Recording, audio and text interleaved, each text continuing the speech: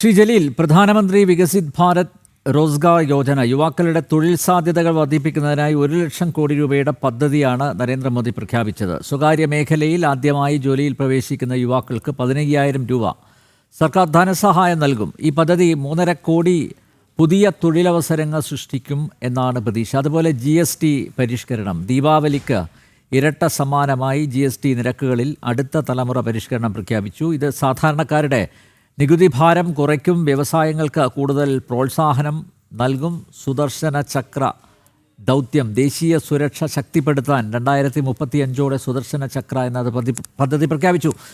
ശങ്കുട്ടിദാസ് ഇതിനകം തന്നെ കൃത്യമായിട്ട് കാര്യങ്ങൾ പറഞ്ഞു. എന്തൊക്കെയാണ് നരേന്ദ്രമോദി പങ്കുവച്ചത്? അദ്ദേഹത്തിൻ്റെ വികസന സ്വപ്നങ്ങൾ, സങ്കല്പങ്ങളെല്ലാം അദ്ദേഹം ഇന്ന് ചെങ്കോട്ടയിലെ പ്രസംഗത്തിൽ അവതരിപ്പിച്ചിട്ടുണ്ട്. അക്കമിട്ട് അദ്ദേഹം പറയുകയും ചെയ്തിട്ടുണ്ട്. പക്ഷേ എന്തുകൊണ്ടാണ് ഈ 2 മിനിറ്റ് എടുത്ത് RSSനെ പരാമർശിച്ചത് വലിയ വിവാദമാക്കി കൊണ്ടുപോകുന്നത്?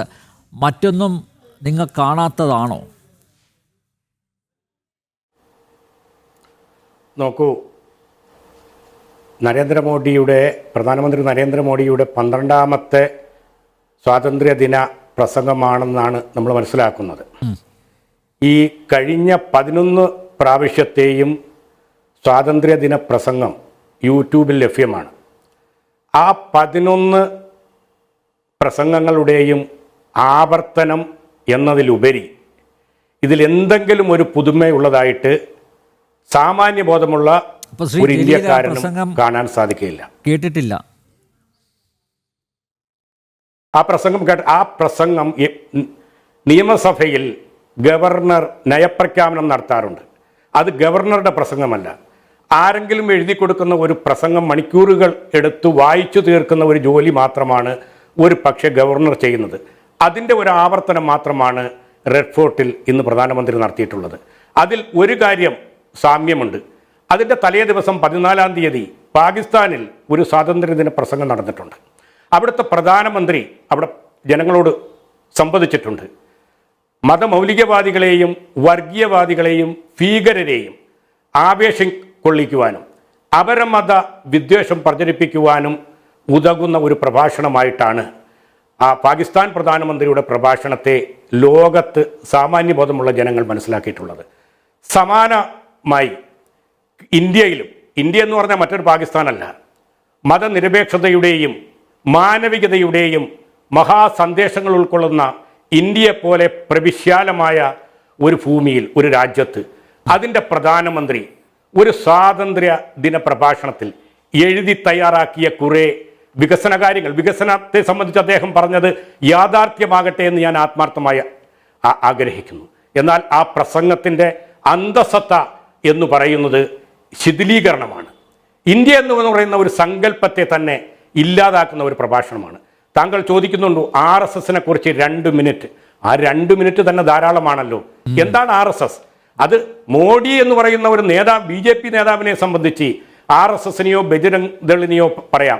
പക്ഷേ റെഡ് ഫോർട്ടിൽ ഇന്ത്യയെ പോലെയുള്ള ഒരു മഹാരാജ്യത്തിൻ്റെ പ്രധാനമന്ത്രി സ്വാതന്ത്ര്യ ദിനത്തിൽ ഒരു സ്വാതന്ത്ര്യദിന സന്ദേശം നടത്തുമ്പോൾ RSSനെ പോലെയുള്ള ലക്ഷണമൊത്ത ഒരു വർഗീയ തീവ്രവാദ പ്രസ്ഥാനത്തെ ലോകം കണ്ട ഏറ്റവും വലിയ സന്നദ്ധ സംഘടനയായി വിശേഷിപ്പിക്കുന്നത് ഇന്ത്യക്കാരെ സംബന്ധിച്ചിടത്തോളം ലജ്ജാകരമാണെന്ന് വിശേഷിപ്പിക്കാൻ സാധിക്കൂ. ഏത് RSS ആണ്? സ്വാതന്ത്ര്യ സമരകാലത്ത് എവിടെയും നാം കാണാത്ത RSS, സ്വാതന്ത്ര്യത്തിൻ്റെ ദിനങ്ങളിൽ കാണാത്ത RSS, പലപ്പോഴും ഒറ്റുകാരുടെ റോളിൽ മാത്രം കണ്ടിട്ടുള്ള RSS, ഇന്ത്യ സ്വാതന്ത്ര്യം നേടിത്തന്ന മഹാനുഭാവനായ രാഷ്ട്രപിതാവിനെ സ്വാതന്ത്ര്യത്തിൻ്റെ ആവേശം കെട്ടടങ്ങും മുമ്പ് ആഘോഷത്തിൻ്റെ നാളുകളിൽ തന്നെ നെഞ്ചത്ത് വെടിയുതിർത്ത് കാലുകുരിക്കയച്ച പ്രത്യയശാസ്ത്രത്തിൻ്റെ അടിസ്ഥാനമായ RSS ഈ രാജ്യത്ത് നൂറുകണക്കായ, ഒരുപക്ഷെ ആയിരക്കണക്കായ കലാപങ്ങൾക്ക് ആസൂത്രിതമായ നേതൃത്വം കൊടുത്ത RSS ഈ രാജ്യത്തിൻ്റെ സ്വാതന്ത്ര്യത്തിന് വേണ്ടി, ഈ രാജ്യത്തിൻ്റെ വികസനത്തിന് വേണ്ടി, ഈ രാജ്യത്തിൻ്റെ നിലനിൽപ്പിന് വേണ്ടി മറ്റാരെക്കാളും കൂടുതലായി സഹായങ്ങൾ ചെയ്തിട്ടുള്ള, പ്രതിബദ്ധത പുലർത്തിയിട്ടുള്ള, പോരാട്ടം നടത്തിയിട്ടുള്ള സമൂഹങ്ങളിൽപ്പെട്ട 10,000-ങ്ങളെ കുരുതി കൊടുത്ത ഒരു പ്രസ്ഥാനം ഇന്നും രാജ്യത്തിന്റെ വ്യത്യസ്ത സംസ്ഥാനങ്ങളിൽ പശുവിന്റെ പേരിൽ ഭാരതത്തിന്റെ തെക്കേയറ്റത്ത് ഇവിടെ ഈ ഇട്ടാവട്ടത്ത് കിടന്ന് ഇങ്ങനെ നിലവിളിക്കുക എന്നല്ലാതെ അതിലൊരു കഴമ്പും ഇല്ല എന്ന് താങ്കൾ പറഞ്ഞ ഇത്തരം ആരോപണങ്ങളിൽ ഒരു കഴമ്പും ഇല്ല എന്ന്, അതൊക്കെ പച്ചക്കള്ളമാണ് എന്ന് ഇന്ത്യയുടെ മറ്റ് ഭാഗങ്ങളിൽ താമസിക്കുന്നവർ മനസ്സിലാക്കിയത് കൊണ്ടല്ലേ 2014 തൊട്ട് ഇങ്ങോട്ട് നരേന്ദ്രമോദി തന്നെ അധികാരത്തിലിരിക്കുന്നത്. താങ്കൾ പറഞ്ഞതുപോലെ ഒരു തീവ്രവാദ പ്രസ്ഥാനം ആണെങ്കിൽ ഭാരതത്തിലെ ജനങ്ങൾ ആ തീവ്രവാദ പ്രസ്ഥാനത്തെ ഇങ്ങനെ നെഞ്ചോട് ചേർത്ത് പിടിക്കുമെന്ന് താങ്കൾ കരുതുന്നുണ്ടോ ശ്രീ ജലീൽ? നോക്കൂ RSSനോടും RSS ഉയർത്തുന്ന ആശയങ്ങളോടും എന്നും പുറംതിരിഞ്ഞ് നിന്ന ഒരു സമൂഹമാണ് ഇന്ത്യൻ സമൂഹം. ഈ ലോകത്തിലെ ഏറ്റവും വലിയ മതേതര സമൂഹമാണ്. ഇന്ത്യയിലെ മഹാഭൂരിപക്ഷം വരുന്ന ഹൈന്ദവ വിശ്വാസികളെ പോലെ മതേതര വിശ്വാസികളായ ഒരു സമൂഹം ലോകത്തെവിടെയും കാണാൻ സാധിക്കില്ല. അപ്പൊ താങ്കൾ ചോദിച്ചു എന്തുകൊണ്ടാണ് അവർ 2014 വോട്ട് ചെയ്തത്. ആ വോട്ടിങ്ങിന്റെ ആ കാലഘട്ടത്തിലെ തെരഞ്ഞെടുപ്പിലെ വോട്ടിംഗ് പാറ്റേൺ താങ്കൾ ഒരു മീഡിയ പ്രവർത്തകനാണല്ലോ, ഒന്ന് നോക്കൂ. അന്ന് കേവലം 36% വോട്ടിന്റെ പിൻബലത്തോടുകൂടി മാത്രമാണ് മോഡി സർക്കാർ അധികാരത്തിൽ വരുന്നത്. താങ്കളുടെ ഭാഷയിൽ RSS അധികാരത്തിൽ വരുന്നത്. 63% വരുന്ന ജനങ്ങൾ ഈ രാജ്യത്ത് അന്നും സെക്കുലറാണ്, ഇന്നും സെക്കുലറാണ്. അവർ അന്നും RSSഉം അത്യാധി തീവ്രവാദ വർഗീയ പ്രസ്ഥാനങ്ങളോട് വിയോജിപ്പുള്ളവരാണ്. അതിന്റെ പ്രത്യയശാസ്ത്രത്തോട് കടുത്ത വിയോജിപ്പുള്ളവരാണ്, ഇന്നും വിയോജിപ്പുള്ളവരാണ്.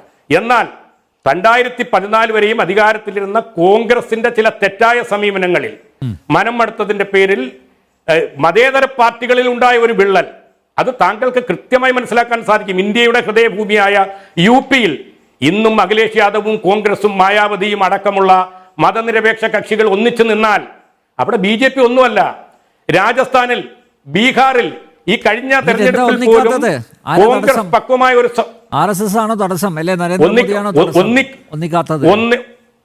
ഒന്നിക്കുന്നതിന്റെ അലയൊലികളാണ് രാജ്യത്തിന്റെ തെരുവീതികളിൽ ഇപ്പം നടന്നുകൊണ്ടിരിക്കുന്നത്.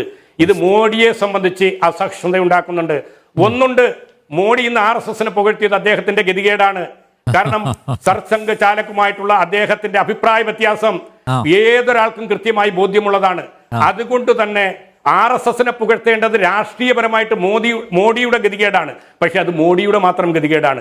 ഒരു ഭാരതീയനെ സംബന്ധിച്ച്, ഇന്ത്യക്കാരനെ സംബന്ധിച്ച് ആ ഒരു ഗതികേടില്ല. എനിക്ക് മുമ്പ് വലിയ നീണ്ട പ്രഭാഷണം നടത്തിയ BJP പ്രതിനിധി ദേശസുരക്ഷയെക്കുറിച്ച് പറഞ്ഞല്ലോ. ഏത് ദേശസുരക്ഷ? ഇന്ത്യ പോലെയുള്ള ഒരു മഹാരാജ്യത്ത് ഒരു ഈച്ച കടന്നാൽ അതിനെ ഒപ്പിയെടുക്കാൻ പ്രാപ്തമായ സംവിധാനങ്ങൾ ആധുനിക ലോകത്തുള്ള ഈ രാജ്യത്താണ് 200-ലധികം കിലോമീറ്റർ 5ഓളം തീവ്രവാദികൾ, കൊടും ഫ്രോഡുകളായ 5ഓളം തീവ്രവാദികൾ രാജ്യത്തിന്റെ അതിർത്തി കടന്നു വന്ന് കാശ്മീരിന്റെ ഉള്ളിൽ പാവപ്പെട്ട ഇന്ത്യക്കാരായ നിരപരാധികളായ ഡസൻ കണക്കിന് ആളുകളുടെ നെഞ്ചിലേക്ക് വെടിയുണ്ട ഏൽപ്പിച്ചത്, വെടിയുതിർത്ത് കൊന്നതാണോ ദേശസുരക്ഷ? ആ അരുണാചൽ പ്രദേശിന്റെ കിലോമീറ്ററുകളോളം ചൈന കൈയടക്കി കൊണ്ടുപോയി, അതാണോ ദേശസുരക്ഷ? ഇന്ത്യക്കൊരു ചേരിതേരാ നയമുണ്ടായിരുന്നു, ഇന്ത്യക്ക് സൗഹൃദ രാഷ്ട്രങ്ങൾ ഉണ്ടായിരുന്നു. ഇന്ന് ഏത് സൗഹൃദ രാഷ്ട്രമാണ് ഇന്ത്യക്കൊപ്പം ഉള്ളത്? ഒരു കാലത്ത് ഇന്ത്യയെ ഹൃദയത്തിലേറ്റിയ മാലിദ്വീപ് ഇന്ത്യക്കൊപ്പം ഉണ്ടോ? അപ്പൊ പറയാതെ മറ്റ് വ്യത്യസ്ത വിഭാഗങ്ങൾ ജീവിക്കുന്നതാണെന്നു എനിക്ക് കൃത്യമായി ബോധ്യമുള്ളതാണ്. നേപ്പാൾ ഈ അടുത്ത കാലം വരെയും ഏറ്റവും വലിയ ഹിന്ദു രാഷ്ട്രമായിരുന്നു. ആ നേപ്പാളും ഇന്ത്യയുമായിട്ടുള്ള ഇന്നത്തെ ബന്ധം എന്താ? ആ ബന്ധം തകർത്തതാരാ?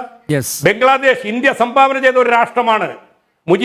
മുജീബുർ റഹ്മാന്റെ ബംഗാൾ, ആ ബംഗാളും ഇന്ത്യയുമായിട്ടുള്ള ഇന്നത്തെ ബന്ധം എന്താ? അഫ്ഗാനിസ്ഥാനും ഇന്ത്യയുമായിട്ടുള്ള ബന്ധം എന്താ? ഇറാൻ എന്ന് പറയുന്നത് ഇന്ത്യയുടെ സഹോദരിയാണെന്നാണ് ചരിത്രം രേഖപ്പെടുത്തിയിട്ടുള്ളത്. പേർഷ്യ ആ ഇറാനെ വെറുപ്പിച്ചില്ലേ? എന്നിട്ട് അദ്ദേഹം പറയുന്നു ഇസ്രയേലിനെ പോലെയുള്ള, ഇസ്രയേൽ എന്തോ മഹാസംഭവമാണെന്ന് BJPക്കാർക്ക് പറയാം.